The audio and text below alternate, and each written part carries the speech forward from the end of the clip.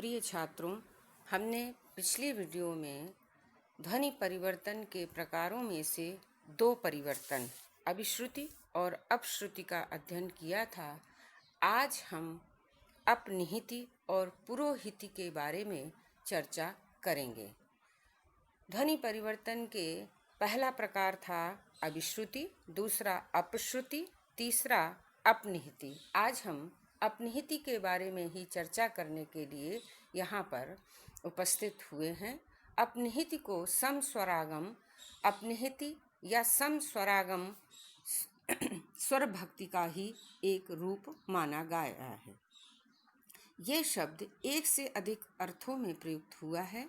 अपनिहिति का क्षेत्र व्यापक है क्योंकि इसमें सभी प्रकार के आगम समाहित हो जाते हैं।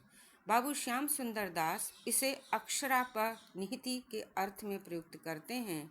डॉक्टर गुणे ने भी अक्षर या वर्ण का किसी शब्द में या उसके आरंभ में आगम को अपनिहिति कहा है।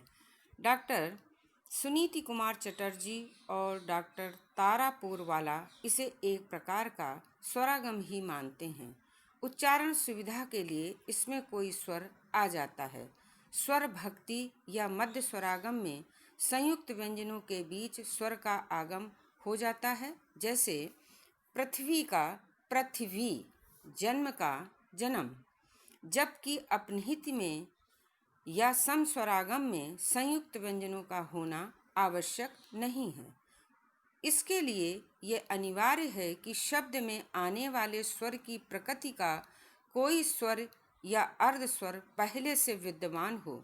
स्वर भक्ति अर्थात मध्य स्वरागम या आदि स्वरागम में समान ध्वनि का शब्द में पहले से रहना अनिवार्य नहीं होता है। अपनिहिति और स्वर भक्ति में यही अंतर है। सामान्यतः ई तथा उ के मध्य आगम को अपनिहिति ही या अपनिहिति कहा जाता है। यह मध्यागम तभी संभव होता है जब उसी शब्द में पहले से ई या दीर्घ ई या य होते हैं अथवा ह्रस्व उ, दीर्घ उ या वाह रहते हैं। अवेस्ता भाषा की ये प्रमुख विशेषता थी। जैसे संस्कृत स्त्री से प्राकृत इत्थि शब्द बना है, यहाँ बाद वाली ई पहले से विद्यमान थी, जबकि प्रारंभ की ई का आगम नवीन है। इस प्रवृत्ति के उदाहरण अवेस्ता भाषा में अधिक उपलब्ध होते हैं। जैसे संस्कृत और अवेस्ता भाषा से उदाहरण लेते हुए हम समझ सकते हैं कि जब संस्कृत का जो भवति शब्द है वो अवेस्ता में ववइति यानी ती में ई के रहते हुए ई का आगमन हुआ है। वरुण यानी वौ ऋण, रू में ऊ के रहते हुए भी ऊ का आगम होना। भरंती भरनीति, र के रहते हुए ई का आगम। भरंती यानी भरमिति, ई के रहते हुए भी ई का आगम। अरुष का अरुषो, ऊ के रहते हुए भी ऊ का आगम। अपनिहिति के भी आदि, मध्य एवं अंत आदि भेद किए जा सकते हैं। ध्वनि परिवर्तन के चौथे प्रकार अर्थात पुरोहिति की चर्चा करने से पहले हम ये जान लें कि ध्वनि परिवर्तन के जो प्रकार हैं इसमें ये चौथा और अंतिम प्रकार है, जिसे विद्वानों ने पुरोहिति का नाम दिया है। उच्चारण सुविधा की दृष्टि से शब्द के आरंभ में किसी स्वर का आगम पुरोहिति कहलाता है। यहाँ पर यह ध्यान देने की बात है कि जहाँ अपनिहिति में आदि अथवा मध्य में स्वर का आगम होता है, वहीं पुरोहिति में किसी स्वर का आगम शब्द के अगले स्थान पर अर्थात आदि स्थान पर होता है। अवेस्ता भाषा में केवल शब्दों में निहित स्वर की प्रकृति के अनुरूप स्वरागम को ही पुरोहिति कहा जाता है, जबकि डॉक्टर तारा पोरवाला और डॉक्टर चटर्जी आदि स्वरागम को पुरोहिति या पूर्वहिति और मध्य स्वरागम को अपनिहिति मानते हैं।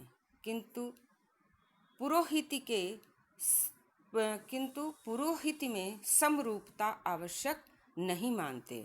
जहाँ कुछ विद्वानों ने इसको समान प्रकृति के स्वर आने की बात कही है, वहीं डॉक्टर तारापुरवाला और डॉक्टर चटर्जी जो हैं वो समरूप वाले स्वर के आने को आवश्यक नहीं मानते।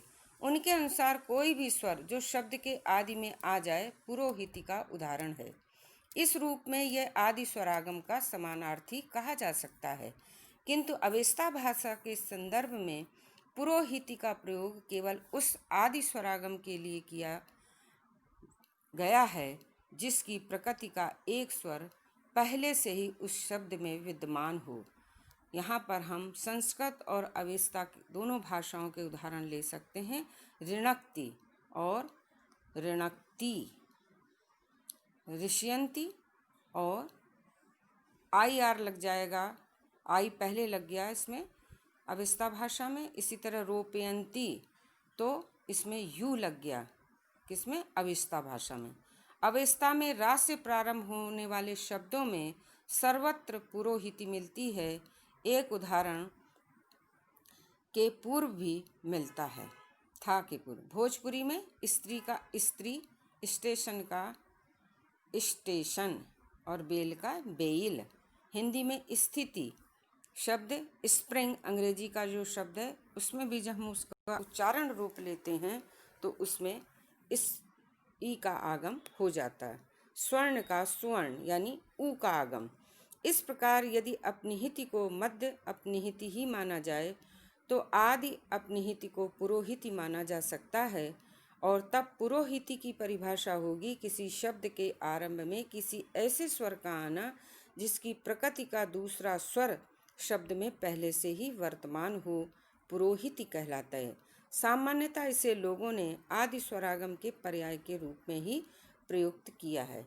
इस प्रकार हमने जाना कि ध्वनि परिवर्तन के जो प्रकार होते हैं, अभिश्रुति, अपश्रुति, अपनिहिति और पुरोहिती,